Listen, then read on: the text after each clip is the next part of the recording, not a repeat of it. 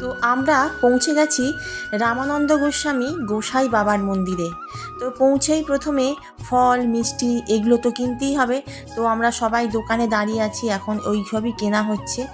সাথে ছিল আমার মামার ছেলে সন্দীপ, আর আমার মা, বাবা, কর্তামশাই, আমি, মেয়ে। তো আমরা কজনই গিয়েছিলাম মন্দিরে পুজো দিতে। আর এই যে সেই চিঁড়ে ভোগ মহাপ্রসাদ মন্দিরে পুজো দেওয়ার জন্য অনেক পুতুল পাওয়া যায়। কথিত আছে মানত পূরণ হলে এই পুতুল দিয়ে পুজো দিতে হয়। তাই আমিও একটা পুতুল কিনে নিলাম, আর সেটা দিলাম হচ্ছে মেয়ের হাতে। এবারে আমরা প্রবেশ করলাম নাট মন্দিরে। আর এখানে দেখুন সবাই শুদ্ধ আচারে একদম ফলমূল কাটাকাটি শুরু করে দিয়েছে। আর এখানে নিয়ম আছে যে কথা বলা যাবে না, ফল কাটার সময় একদমই কথা বলা যাবে না, যাতে করে মুখের থুতু না ফলের মধ্যে পড়ে। আর আমরাও এখানে পুজোর ডালা সাজিয়ে নিয়েছি। পুজোর ডালাতে কুপন আঠা দিয়ে আটকাতে হবে, এটাই এখানকার নিয়ম। আমরা এবার চলে এসেছি বাবার মূল মন্দিরের সামনে। এবার আমি মন্দিরের মূল ইতিহাসটা একটুখানি বলি।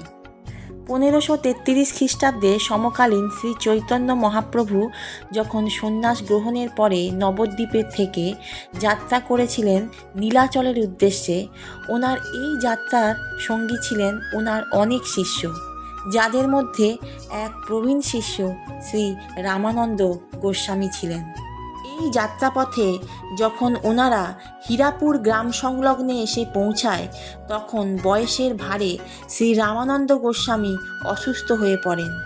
তখন শ্রী চৈতন্য মহাপ্রভু ওনার কিছু ভক্তের সাথে সেই স্থানে থেকে যেতে বলেন, আর বলেন এখান থেকে হরিনাম সংকীর্তন করার জন্য।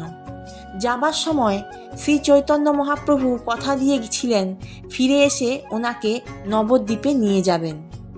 তাই রামানন্দ গোস্বামী পশ্চিম দিকে মুখ করে মহাপ্রভুর আশায় আশায় বসে থাকেন। কিন্তু শ্রী চৈতন্য মহাপ্রভুর আর সেখানে ফেরা হলো না, তিনি নীলাচলে বিলীন হয়ে যায়। সেইভাবে পশ্চিম দিকে মুখ করে রামানন্দ গোস্বামী শেষ নিঃশ্বাস ত্যাগ করেন। আর ভক্তরা এই পশ্চিম দিকেই বাবার মন্দিরটি তৈরি করে দিয়েছিলেন। হিন্দু শাস্ত্র অনুযায়ী পশ্চিম দিকে মুখ করে কোনো কিন্তু মন্দির হয় না। এটি একটি বিরল মন্দির যেখানে পশ্চিম দিকে মুখ করে মন্দিরটি করা হয়েছে। প্রায় 500 বছর ধরে সবার বিশ্বাসের কেন্দ্রবিন্দু হয়ে দাঁড়িয়েছে এই গোসাই বাবার মন্দির। সমস্ত ভক্তদের পাশে সবসময় বাবা থাকেন।